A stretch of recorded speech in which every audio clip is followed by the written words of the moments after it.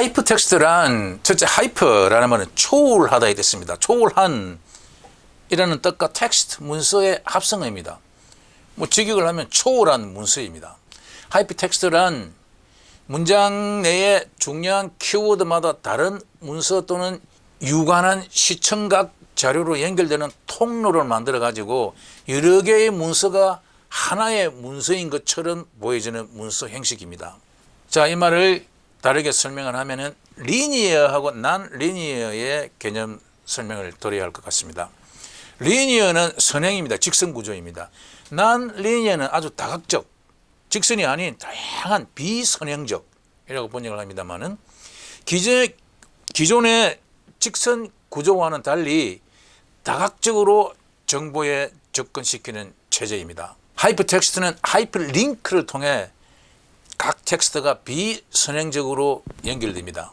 보시는 분들의 상황에 따라서 이미 알고 있는 내용은 넘어가고 더 알아보고 싶은 것이 있으면 클릭해서 보는 그런 정보 소비 패턴입니다. 그러니까 사용자의 주관, 자기가 처한 상황과 맥락에 따라서 쉽게 이동할 수 있습니다. 이 대표적인 하이퍼텍스트는 HTML 문서입니다. 여러분들이 인터넷상에서 보시는 그 문서입니다.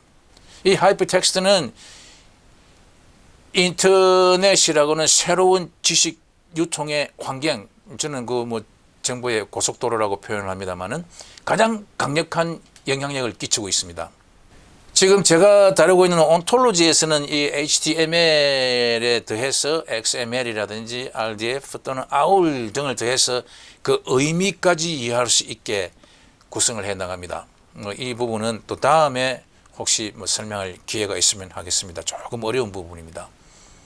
시멘틱 웹이라는 것을 설명해야 되기 때문에 바로 이런 하이퍼텍스트라는 개념이 이 세상을 완전히 바꾸었습니다. 구조를 바꿔주니까 사람들이 구성을 달리 하더라는 것입니다. 오직 리니어하게 한 길로만 주는 대로만 수동적으로 봤는데 이제 다각적으로 그 진실을 보게 된 것입니다. 이 생각을 확장시키는데 큰 역할을 하게 됩니다.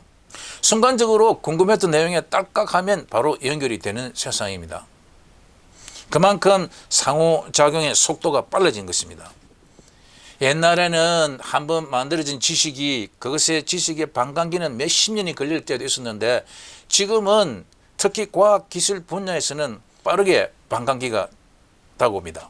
불과 1, 2년 몇 달 전에 과학기술 분야의 지식은 이미 호랑이 담배 피울 때의 지식으로 변해버린 겁니다. 엄청나게 빠른 속도로 변화하고 있는 것입니다. 그렇습니다. 우리 기존 인쇄물의 경우에는 문서에서 다른 문서로 넘어가는 과정은 전부 선행적입니다.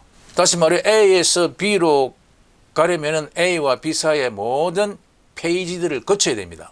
물론 책갈피 등을 이용하면 한 번에 넘어갈 수도 있지만 종이라는 물리적 한계가 있습니다. 이것과 그냥 한번 클릭으로 딸깍하고 넘어가는 순간 이동이 되는 하이퍼텍스트와는 큰 차이가 있습니다. 옛날 종이책에도 지금 개념적으로는 다 챕터를 나누는 것도 지금 하이퍼텍스트에서 탁탁 클릭하는 그런 개념이고 또 책 뒤에 보면 색인이 있습니다. 이 색인도 지금 우리가 단어를 찾아서 가는 것과 똑같이 안내를 해줍니다. 그러나 그 색인은 물리적으로 뒤에 가서 몇 페이지 있다 보고 다시 그 몇 페이지로 돌아가야 되는 거고 지금은 우리는 하이퍼텍스트에서는 딸깍 클릭 한 번으로서 바로 가버립니다. 그래서 종이책은 그 내용을 이루는 지식이 고정되어 있습니다. 그 요소들의 나열 순서도 고정이 되어 있습니다. 저자의 기획에 따라 우리는 따라갈 수밖에 없습니다. 설사 독자가 저자의 의도와는 달리 그 책의 이 부분 저 부분을 임의로 읽어간다고 하더라도 저자가 미리 일정한 틀 속에 넣어놓은 그 지식을 부분적으로 탐색하는 것에 지나지 않습니다. 그 책 울타리 안에서만 놀 수밖에 없습니다.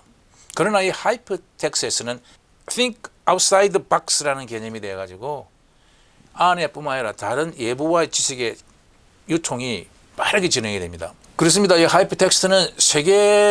하이퍼텍스트의 세계에서는 독자의 관심이 어디로 향하느냐에 따라 우리 독자들이 얻게 될 지식과 정보의 내용이 판이하게 달라질 수가 있습니다. 자, 그렇다면은 이 하이퍼텍스트의 역사를 살펴볼 필요가 있습니다. 먼저 조지 루이스 버그라는 분의 Forking Path의 정원, The Garden of a Forking Path. 이 책에서 하이퍼텍스트의 개념에 대한 영감으로 간주되는 단편이다라고 생각하시는 분들도 있습니다. 그러나 더 중요한 것은 저는 여기서부터 강의를 시작합니다만 1945년이 중요한 해입니다.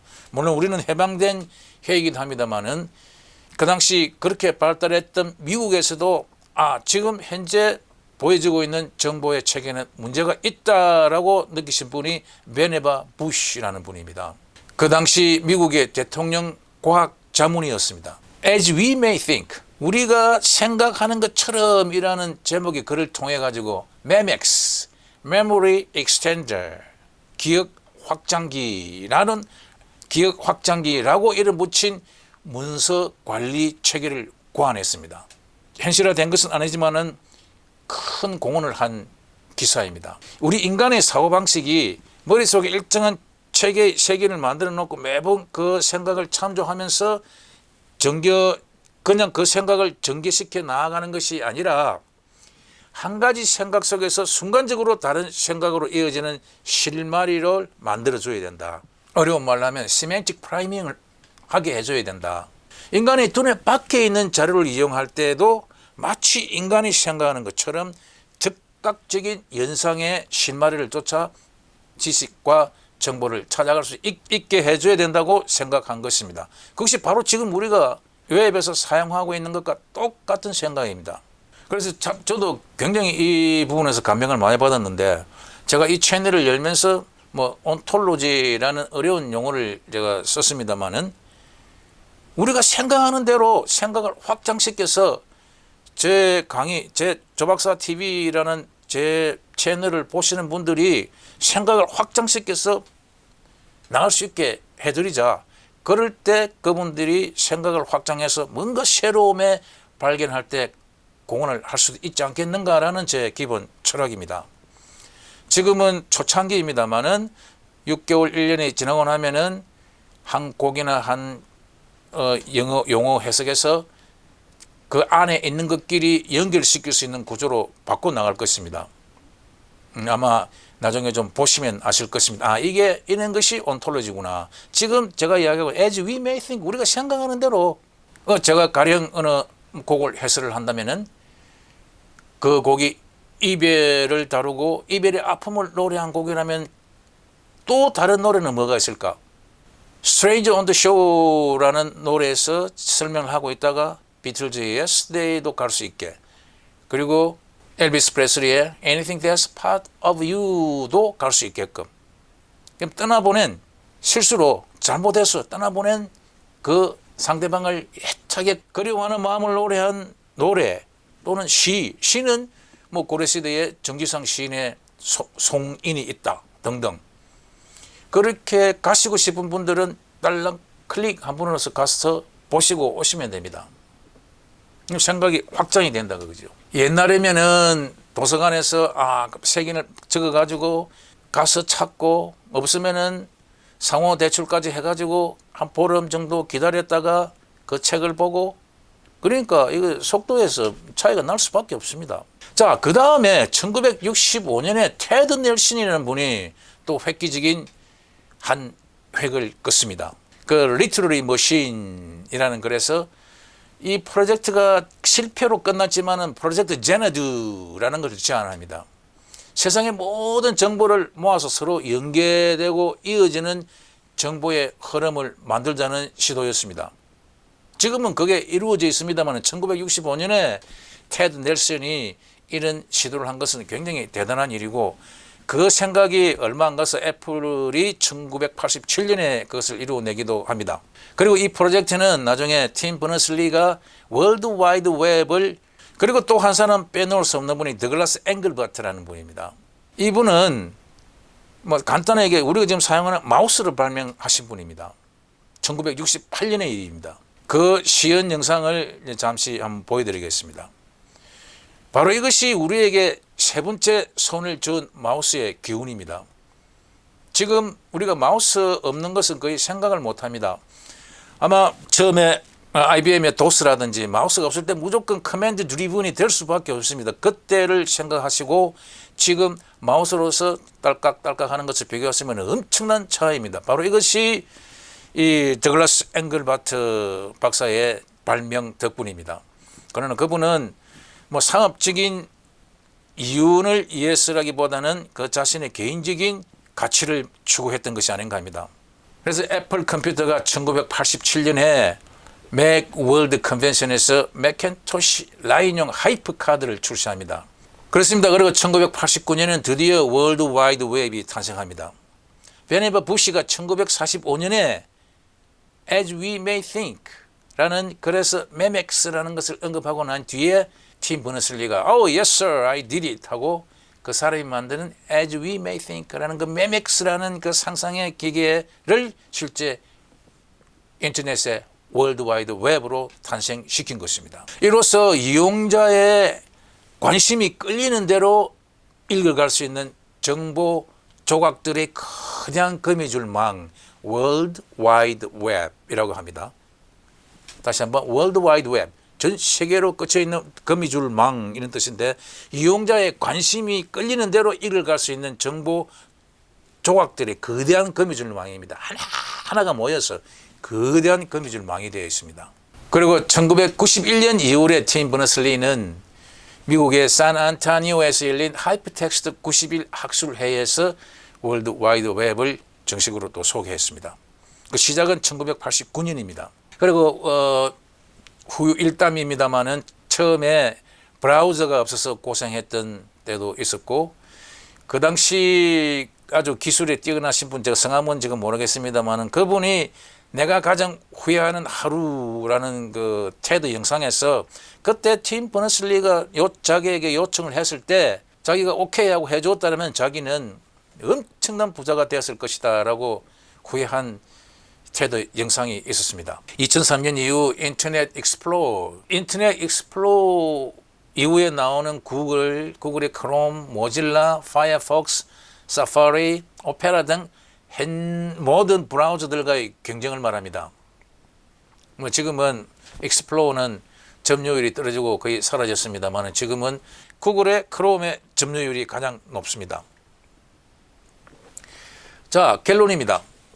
우리 인간을 수동적인 상태에서 능동적인 존재로 바꾼 것입니다. 이 하이퍼텍스트가. 우리가 월드와이드 웹하고 인터넷하고 똑같은 건 아닙니다.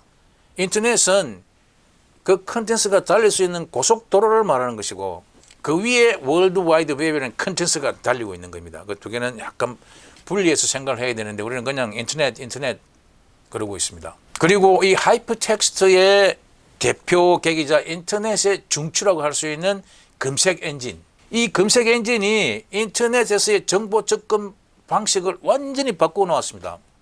옛날에 보던 책, 신문, 텔레비전, 라디오 등의 기존 매체에서 주어지는 정보를 그 정보는 단순히 주는 대로 받아먹는 수동적이지만은 지금은 내 자신에게 편리한 정보를 직접 찾아나시는 능동적인 존재로 변한 것입니다. 그렇습니다. 주는 것만 받아먹던 그 시대에서 이제는 적극적으로 내 밥그릇은 내가 찾아 먹겠다 라는 시대가 된 것입니다. 놀라운 의식의 변화입니다.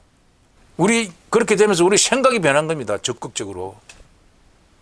제가 제일 좋아하는 세 가지 키워드가 적극적, 능동적, 창조적이라는 키워드를 제가 좋아합니다만은 이 적극적인 존재로 바꾸어 나왔습니다.